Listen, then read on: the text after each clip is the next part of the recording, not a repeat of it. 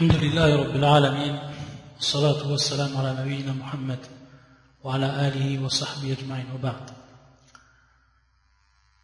Donc on continue Inch'Allah cette série intitulée l'indispensable en apprentissage de la révélation immuable. Ce sera aujourd'hui Inch'Allah le deuxième cours, sachant que le premier cours on a parlé des bienfaits de cette religion. Et avant cela, qui était visé et qui était concerné par cette série. Et aujourd'hui, on va continuer à mettre en évidence les vertus de cette religion, les bienfaits de cette religion, et prouver que c'est une religion qui nous a été transmise par celui qui a créé les cieux et la terre, et que c'est la religion de la vérité. Et plus précisément aujourd'hui, Inch'Allah, nous allons voir que cette religion, elle repose sur des fondements. Bien entendu, pour ce qui est du fondement principal, c'est-à-dire sur quoi elle a été édifiée, cette religion, c'est deux bases qui sont essentielles, qui sont fondamentales. La première, c'est l'ordre d'adorer Allah unique et sans associé, et inviter donc les gens à s'y soumettre. Et le second, c'est de mettre en garde contre le polythéisme dans l'adoration d'Allah, c'est-à-dire donc tout ce qui rentre dans la forme du polythéisme. Ça, c'est les deux fondements fondamentaux de la religion. Mais il faut savoir également, pour comprendre les objectifs de cette religion, qu'elle tourne autour d'un axe, et cet axe qui sont en réalité que l'on pourrait traduire par des intérêts majeurs, des intérêts qui sont majeurs, ce qu'on appelle donc al-masalih.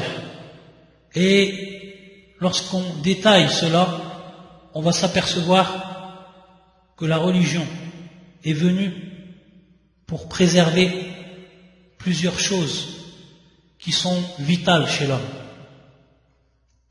Et avant cela, on va voir que cette religion, elle est venue dans un premier temps pour repousser les préjudices, ce qui est néfaste, c'est-à-dire donc le mal. Et c'est ce qu'on appelle darul mafsada. Et c'est ce qu'appellent également beaucoup le savant comme ad-daruriyat, c'est-à-dire donc ce qui est nécessaire, ce qui est indispensable dans la vie de l'homme. Donc les priorités, ce qu'on traduit donc par ad-daruriyat. Ça c'est la première chose, le premier point. Et le deuxième point, c'est ce qu'on appelle jalbul masalih, ce que traduisent d'autres par al-hajiyat, c'est-à-dire ce qu'on a besoin, et qui va se traduire par l'apport de ce qui est bénéfique, les intérêts pour l'homme. Ça, c'est le deuxième point fondamental. Et le troisième point, ensuite, c'est ce qu'on appelle makarim al-akhlaq wa mahasin al-adat al-jari' ala dhalik. C'est tout simplement l'application. Et que cette religion, elle a encouragé et a essayé de rendre donc courant ce qu'on appelle les bonnes mœurs, ce qu'on appelle donc le comportement vertueux, les attitudes saines. Et d'autres savants les appellent comme le tahsinat ou tatmimat, c'est-à-dire donc des compléments, ce qui est donc pour compléter la foi, pour l'embellir, pour la parfaire. Donc c'est ici à titre de complément. Ça, c'est trois points qui sont fondamentaux. Le premier, repousser les préjudices. Le deuxième, l'apport de ce qui est bénéfique, et le troisième, c'est l'application des bonnes mœurs, comportement vertueux, et donc ici à titre de complément. Si on regarde le premier point, et qui est le fait de repousser les préjudices, on va s'apercevoir que cette religion, elle est venue pour conserver 6 choses qui sont plus qu'essentielles et vitales chez l'homme. 6 choses. La première, c'est ad-din, c'est donc la religion. La religion donc en elle-même, ad-din. Ensuite, an-nafs, qui est l'être, qui est l'âme, qui est en réalité la vie, l'homme en lui-même, an-nafs. La troisième, c'est al-aql, qui est la raison. La quatrième, c'est An-Nasab, qui est la descendance, le lignage. La cinquième, c'est Al-Ird, qui est l'honneur de l'homme. Et la sixième et la dernière, c'est Al-Mal, c'est-à-dire les biens, l'argent de l'homme, les biens que possède l'homme. La religion, elle est venue pour préserver ces 6 choses. Et donc, on voit à travers cela donc, les objectifs même de cette religion. Pour ce qui est du premier point, c'est-à-dire la préservation de la religion, ad-din, on préserve cette religion de par son apprentissage. Et donc, on va éloigner et repousser ce qui est néfaste pour l'homme ici, et qui est l'ignorance de la religion. Et avant cela, et pour savoir réellement, ici, lorsqu'on parle de religion,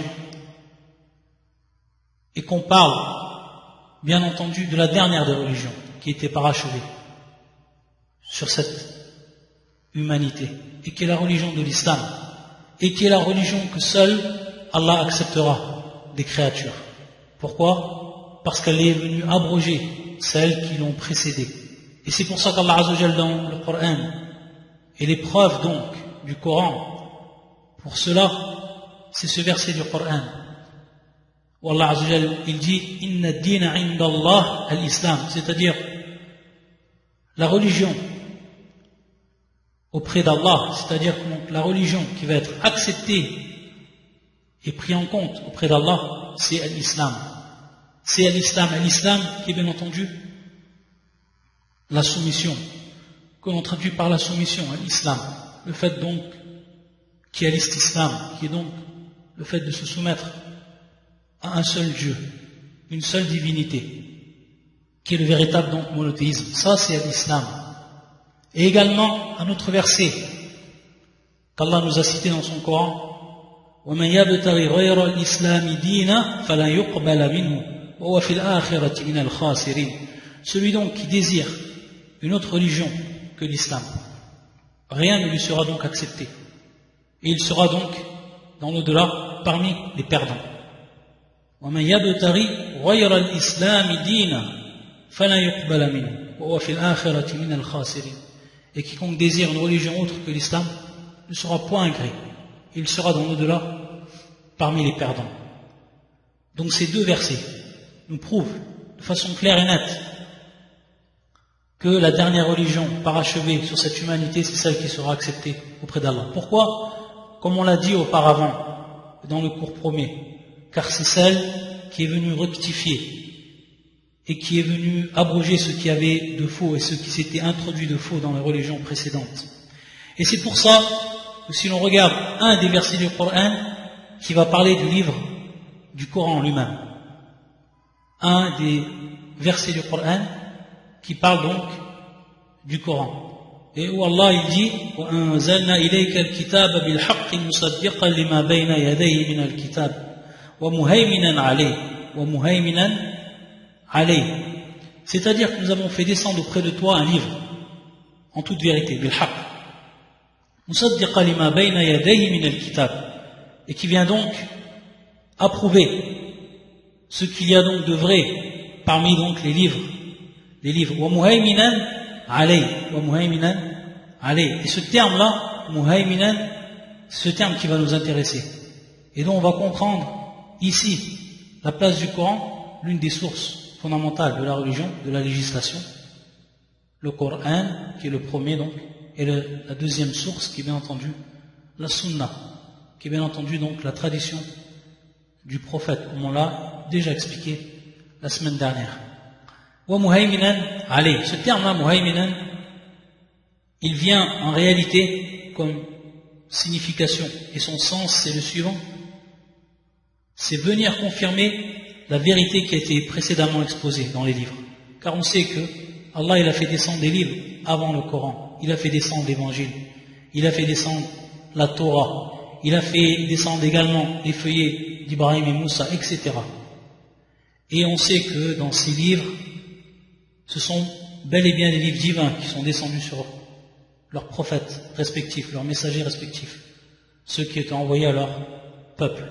mais on sait que ensuite ces livres-là, ils ont été falsifiés.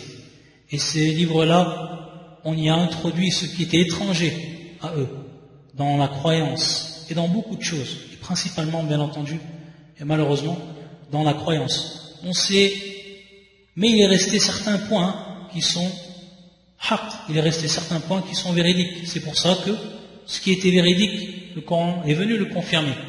Cette vérité qui a été précédemment exposée.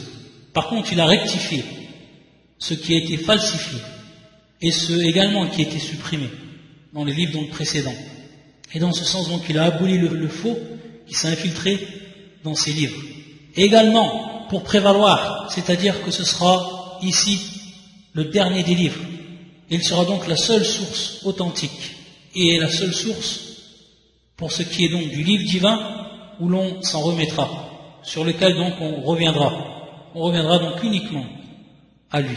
Et on sait que c'est le plus complet des livres qu'Allah a fait descendre, parce que c'était son dernier livre qu'il a fait descendre sur cette humanité, et qu'il a rassemblé ce qui était déjà donc présent dans les livres précédents, mais encore des suppléments multiples, et cela dans tous les domaines, dans tous les domaines donc de la religion. C'est pour ça qu'il a été considéré comme le plus complet. Et on sait que le Coran, et ça c'est on l'a déjà dit mais on y insiste ici, c'est que le Coran, c'était en lui-même un miracle. Un livre qui depuis 14 siècles n'a jamais un seul terme, une seule particule n'a pas été modifié dans ce livre. Et on sait que c'est un miracle, sachant toutes les guerres qu'il y a eu, sachant tous les changements qu'il y a eu, et ce livre qui est l'unique livre que porte la terre et qui n'a jamais subi aucun changement. Ensuite, on a dit que le premier point, ou la première chose que la religion est venue, dans ses objectifs est venue pour préserver, c'est ad-din, donc la religion elle-même. Ensuite, an-nafs, qui est ce que l'on traduit par l'être, ce que l'on peut traduire également par l'âme, c'est-à-dire la vie humaine. C'est pour ça que dans ces lois, que ce soit dans le Coran, que ce soit dans la Sunna, on va retrouver que tout a été mis en place pour pouvoir préserver cette vie humaine. Et donc, car ici on est bel et bien dans Dar al-Mafsada, c'est-à-dire pour repousser tout ce qui va être néfaste à elle, et donc le meurtre, le crime, et ceux qui ne donnent aucun respect à cette vie. Et c'est pour ça que dans le Coran, on va retrouver un verset, et qui est le suivant, qui fait surat Al-Ma'ida, dans le verset Al-Ma'ida, qui est le verset 32. Où Allah Azza wa Jalla dit: من أجل ذلك كتبنا على بني إسرائيل أنه من قتل نفسا بغير نفس أو فساد في الأرض كأنما قتل الناس جميعا ومن أحياها كأنما أحيا الناس جميعا. Donc le verset qui est le suivant, c'est pourquoi nous avons prescrit pour les enfants d'Israël, que quiconque tuerait une personne non coupable d'un meurtre ou d'une corruption sur la terre, c'est comme s'il avait tué tous les hommes. Et quiconque lui fait don de la vie, c'est comme s'il faisait don de la vie à tous les hommes. Dans un autre verset du Coran, pour pouvoir préserver cette vie-là, Allah a légiféré donc une loi qui est applicable dans tout temps et dans tout lieu, car c'est une loi immuable. Et c'est le verset suivant: وَلَكُمْ فِي الْقِصَاصِ حَيَاةٌ يَا أُولِي الْأَلْبَابِ. Et dans l'autre verset: كُتِبَ عَلَيْكُمُ الْقِصَاصُ فِي الْقَتْلِ كُتِبَ عَلَيْكُمُ الْقِصَاصُ فِي الْقَتْلِ. Donc nous avons prescrit sur vous al-qisas, qui est la loi du talion, fil qatl, pour ce qui est donc du meurtre, qui concerne donc le meurtre. Et dans l'autre verset, walakum fil qisas hayatun ya ulil albab, vous avez dans la loi du talion la vie, ô vous qui êtes doués d'intelligence. De par cette loi, l'islam elle a conservé la vie. Elle est venue donc ici pour préserver cette vie humaine, pour la protéger de ceux qui ne la respectent pas. C'est pour ça qu'une personne, lorsque cette loi elle est appliquée, et que la personne sait que si elle tue et qu'elle donc assassine une autre personne sans aucun droit, alors elle sait que sa fin sera de même, c'est-à-dire donc qu'on la tuera à son tour. Ça c'est la loi du talion, fil qatl, pour ce qui est donc du meurtre. Et comment ici, en appliquant cette loi, l'islam, elle va tout simplement préserver la vie. Simplement, lorsque la personne elle sait que cette loi elle est applicable et qu'on l'applique et qu'elle va vouloir tuer, alors bien entendu, cette loi va être pour lui un frein. Et de par là, l'islam elle va préserver deux vies. La vie de cette personne qui a voulu tuer, parce que s'il tuerait automatiquement, la peine donc lui sera affligée, la peine de mort. Donc il va préserver sa vie en faisant cela, et il va préserver la vie d'autrui, celle qu'il aurait voulu donc tuer gratuitement, assassiner gratuitement. Ayadun billah. Donc on voit que de par cette loi, et c'est pour ça qu'ensuite il nous dit Allah, walakum fil qisas hayatun ya ulil albab. C'est-à-dire que dans la loi du talion, il y a en réalité une vie, il y a en réalité la vie. C'est-à-dire qu'Allah il préserve la vie de par cette loi-là. Et dans ce sens, lorsqu'on parle donc de préserver la vie, c'est bien entendu valable pour tout le monde, que ce soit le musulman ou que ce soit les non-musulmans. Et c'est pour ça que tous les savants de l'islam, unanimement, de notre époque, et des livres ont été écrits à ce propos, c'est-à-dire que les avis de jurisprudence qu'on appelle fatwa ont été réunis pour ce qui est donc, et pour ce qui concerne les attentats, c'est-à-dire les attentats qui ont été propagés au nom de l'islam, et que ça a été une condamnation ferme de ces attentats. Et ici on va voir que la législation est plus que claire sur ce point-là. Lorsqu'on s'aperçoit d'une parole du prophète sallallahu alayhi wa sallam, dans un hadith qui est authentifié, qui est authentique, qui est rapporté par l'imam al-Bukhari dans son authentique, un hadith Abdullah ibn Amr, et qui dit cette parole, le prophète qui dit cette parole, من قتل نفسا معاهدا لم يريح رائحة الجنة وإن ريحها لا يوجد من مسيرة 40 عاما. Une personne, من قتل نفسا, une personne qui va donc assassiner, qui va donc tuer un être, une personne, qui a lui donc ce qu'on appelle mu'ahadan dans l'islam, qui a donc lui un contrat. Et lorsqu'on dit mu'ahad, pour simplifier, c'est tout simplement le non-musulman qui est rentré dans un pays musulman et dont le gouvernement donc, musulman lui a accordé le droit de résidence. Il devient donc à ce moment-là sous la protection du gouvernement et sous la protection donc, de tous les musulmans. Celui donc qui va tuer cette personne sans droit, lam yarih rayahat al-jannah, c'est-à-dire qu'il ne sentira pas l'odeur du paradis. Et son odeur se trouve à une distance de 40 années.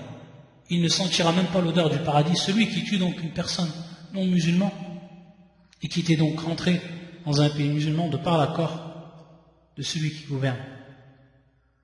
Donc l'islam elle est claire par rapport à ça pour condamner. Et ici donc préserver les âmes qui sont donc considérées comme innocentes. Ça donc c'est pour ce qui est du deuxième point, an-nafs. Ensuite, al-aql, c'est-à-dire que l'islam également, elle est venue, et la religion donc elle est venue pour préserver la raison de l'homme. Elle est venue pour préserver la raison de l'homme. Et c'est ce qu'on va voir dans plusieurs versets du Coran, également dans les hadiths du prophète sallallahu alayhi wa sallam. Il y a à titre d'exemple ce verset qui fait surat Al-Maïda, qui est le verset 90, où Allah Azza wa Jalla dit Ya ayyuhalladhina amanu innama al-khamru wal-maysir wal-ansab wal-azlam rijsun min amali shaytan fashtanibuh. Ya ayyuhalladhina amanu innama al-khamru wal-maysir. Ô vous qui avez cru, le vin, le jeu du hasard, les pierres dressées, les flèches de divination ne sont qu'une abomination, œuvre du diable. Écartez-vous-en afin que vous réussissiez. Donc on voit ici parmi les choses qui sont citées, le vin, c'est-à-dire le khamr, ce qu'on appelle donc le vin et l'alcool, ce qui va rendre la personne ivre, ce qui va enivrer la personne. L'islam, elle l'a interdit tout simplement pour préserver la raison de l'homme. Et on sait, c'est quelque chose qui est clair pour tout le monde, que la personne, lorsqu'elle boit de l'alcool et lorsqu'elle s'enivre, automatiquement elle perd sa raison, au point où qu'elle oublie ce qu'elle a fait, qu'elle ne sait même plus ce qu'elle a fait. Donc elle perd totalement son honneur, iyadhan billah, dans cet état-là. C'est pour ça donc que l'islam, pour préserver pour préserver donc la raison de l'homme, elle l'a interdit. Et c'est pour ça également que le prophète sallallahu alayhi wa sallam, dans un hadith authentifié également, il nous dit kullu muskir haram, c'est-à-dire tout ce qui enivre est interdit. Donc que ce soit l'alcool, que ce soit également les drogues, qui sont donc néfastes pour l'homme, nuit à la raison de l'homme, iyadhan billah. C'est pour ce qui est de l'aql. Pour ce qui est de an-nasab, le quatrième point, et que le nasab que l'on traduit par la descendance, le lignage. On sait que également l'islam elle est venu pour protéger cela. C'est pour ça que le Coran il est plus que clair pour ce qui est de l'adultère, pour ce qui est de la fornication. Comme dans le verset 32 de Surat Al-Isra, où Allah Azza wa Jalla dit وَلَا تَقْرَبُوا الزِّنَا إِنَّهُ كَانَ فَاحِشَةً وَسَاءَ سَبِيلًا. C'est-à-dire ne vous approchez pas de l'adultère. Ici le verset la taqrabu, il n'a pas dit ne faites pas, mais il a dit ne vous approchez pas de ce qu'on appelle le zina, qui est l'adultère.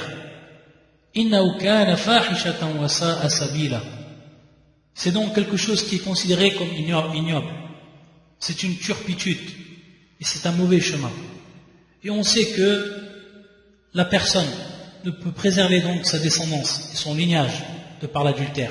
Si par exemple une femme a plusieurs rapports et commet l'adultère, on ne peut savoir donc à ce moment-là si elle a un enfant, de qui réellement sera l'enfant.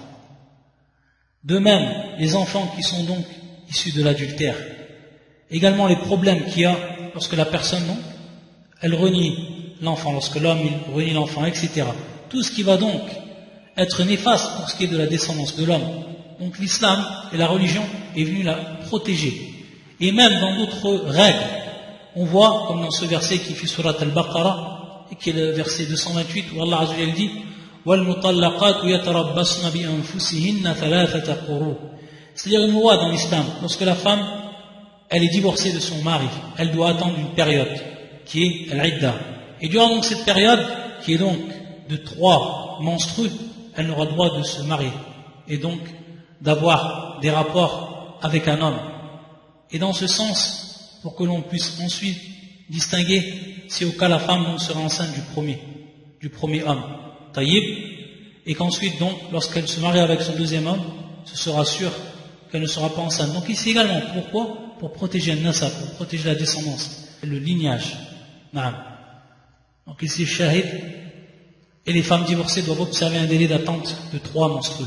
Ça, c'est pour ce qui est de an-nasab. Ensuite, le 5e point, c'est al-'ird, c'est-à-dire l'honneur. L'honneur, c'est-à-dire que également, l'islam va venir, la religion va venir pour préserver l'honneur de l'homme. Et on voit que, dans beaucoup de versets, et parmi ces versets, celui-là, qui fait surat al-Hujurat, les appartements, qui est le verset 12. يقول الله عز وجل ولا يغتب بعضكم بعضا أيحب أحدكم أن يأكل لحم أخيه ميتا فكرهتموه.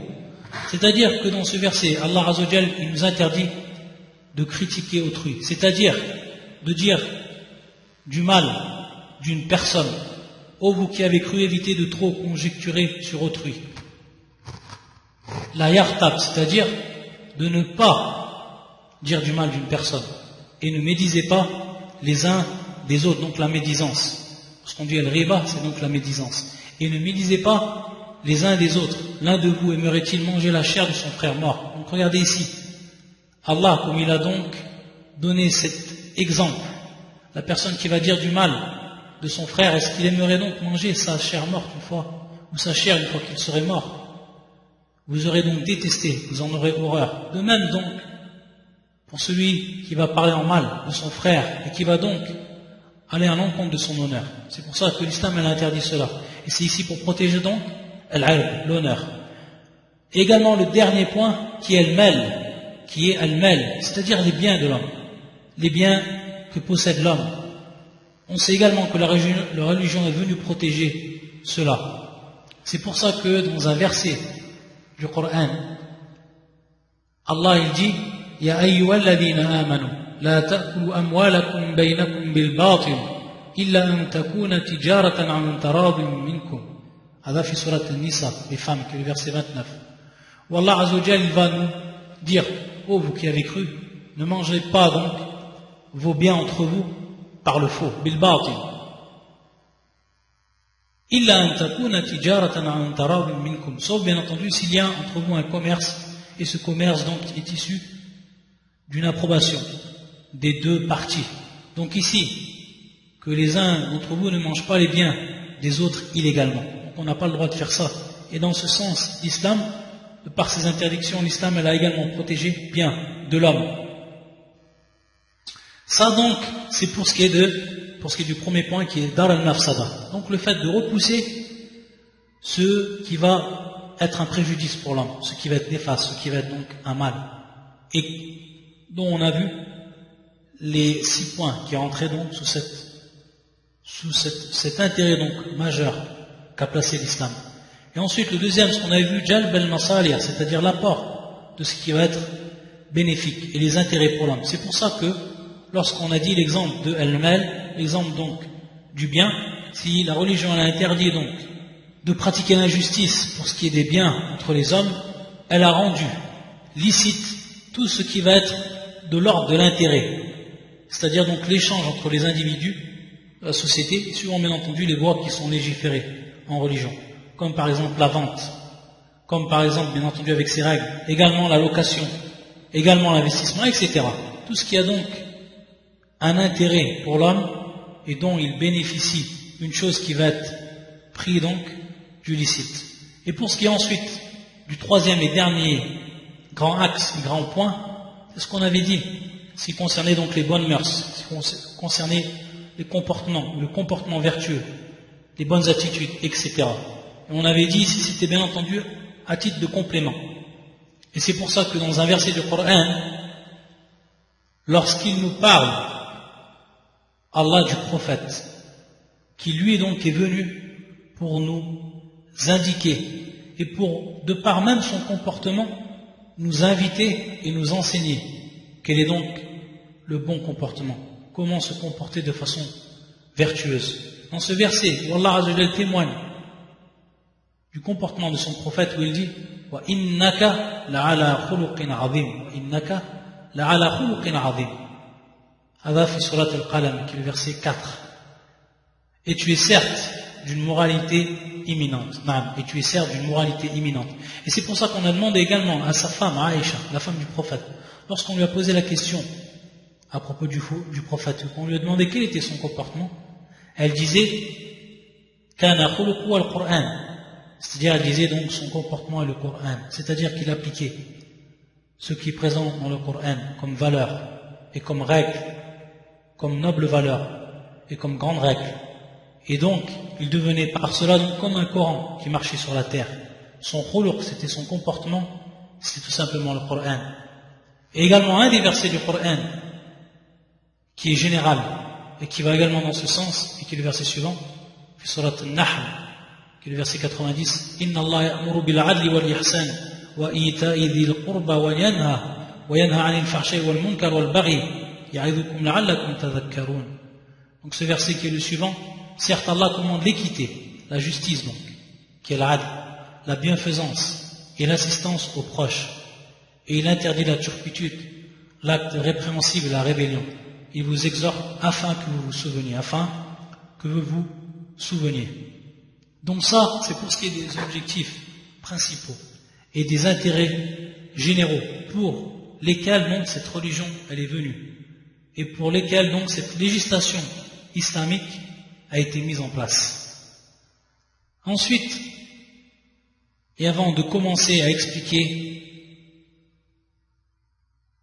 pour celui donc qui va revenir à cette religion, ou pour celui qui va rentrer dans cette religion, et lui expliquer certaines bases de l'islam, après avoir présenté les vertus, et après avoir présenté également ce qui était important, les objectifs de cette religion de façon générale, pour que la personne ait donc une vue globale de la religion. Il y a une chose, et qui est également un mot dans notre société, ou dans les sociétés, et qui est le racisme. Et il faut savoir que la religion, elle était plus claire sur cela, et qu'il n'y a aucune forme de racisme dans la religion et dans ce qu'elle prône, et que la législation musulmane donc prône l'égalité entre ses adeptes. C'est pour ça que dans un verset du Coran,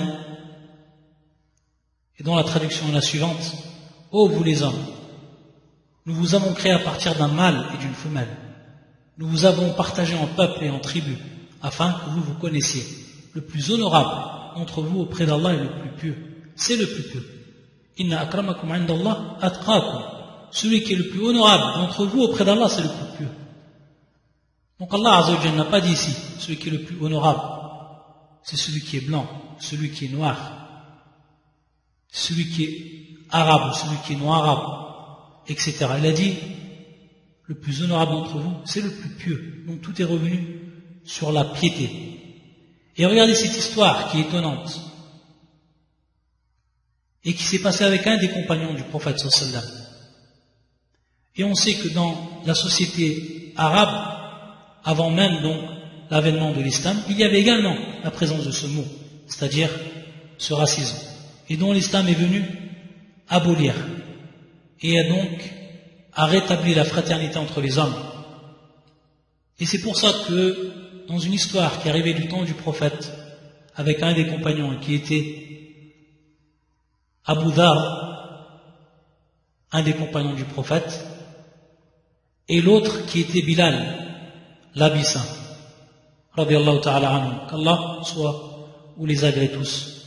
Et Bilal, bien entendu, comme tout le monde, ou comme beaucoup de musulmans le savent, c'était un affranchi, c'est-à-dire une personne qui était esclave, qui était noire. C'était donc un noir qui était esclave et qui ensuite a été affranchi par le premier calife de l'islam et qui était le plus proche du prophète sallallahu alayhi wa sallam et qui était bien entendu le compagnon Abu Bakr radiyallahu ta'ala anhu. Et c'est pour ça qu'il disait Omar, il se plaisait à dire Omar, qui était donc lui, Omar ibn al-Khattab, le deuxième calife de l'islam, il disait Abu Bakr, notre maître, a affranchi Bilal, notre maître. Qu'est-ce qui s'est passé avec Abu Dhar? Un jour, qu'il y a eu une dispute entre eux, entre Abu Dhar et Bilal, il lui a dit cette parole, il lui a lancé cette parole: et fils d'une noire, et ô toi, fils d'une noire, et un fils d'une noire. Comme si, bien entendu, c'était une insulte ici, et c'est même une insulte raciste. Ensuite, lorsqu'il est venu se plaindre auprès du prophète sallallahu alayhi wa sallam, et qu'il a su donc cette histoire, il a dit à Abu Dhar: sache qu'un blanc ne peut être mieux qu'un noir si ce n'est par la piété. Sache qu'un blanc ne peut être mieux qu'un noir si ce n'est par la piété. Et il a dit à Abu Dhar: tu es un homme qui a un comportement de l'ère païenne, c'est-à-dire avant l'avènement de l'islam, min al-jahiliya. Tu es un homme qui a un comportement de l'ère païenne. Donc regardez comment l'islam, à travers le verset qu'on a vu, et à travers cet acte et la solution ou la réaction qu'a eu le prophète sallallahu alayhi wa sallam par rapport à cet événement, qu'il est plus que clair que l'islam elle a combattu dès la racine ce qu'on appelle le racisme, ayyadan billah. Et dans un autre hadith, avant la mort du prophète, et c'était le pèlerinage d'adieu du prophète sallallahu alayhi wa sallam, lorsqu'il était à Mina, et il a dit cette parole aux gens: vous avez un seul Dieu et vous venez d'un seul Père. Il n'y a pas de différence entre un arabe et un non-arabe, ni entre un blanc et un noir, si ce n'est par la piété. Si ce n'est par la piété. Donc encore ici une parole qui était parmi les dernières paroles du prophète sallallahu alayhi wa sallam avant sa mort, qui ont été plus explicites dans ce domaine. Taïb, on va s'arrêter ici, Inch'Allah, et on commencera la semaine prochaine des règles de l'islam, et plus précisément la croyance Et on commencera également donc par l'explication de cette shahada, donc le témoignage, ce témoignage qui fait donc rentrer la personne en islam. Non, la personne, si elle le dit avec les conditions requises, elle rentrera, Inch'Allah ta'ala, dans l'islam. Donc Inch'Allah, ça sera pour la semaine prochaine. Subhanakallahumma bihamdika. Ashhadu an la ilaha illa anta astaghfiruka wa atubu ilayk. La ilaha illa anta astaghfiruka wa atubu ilayk.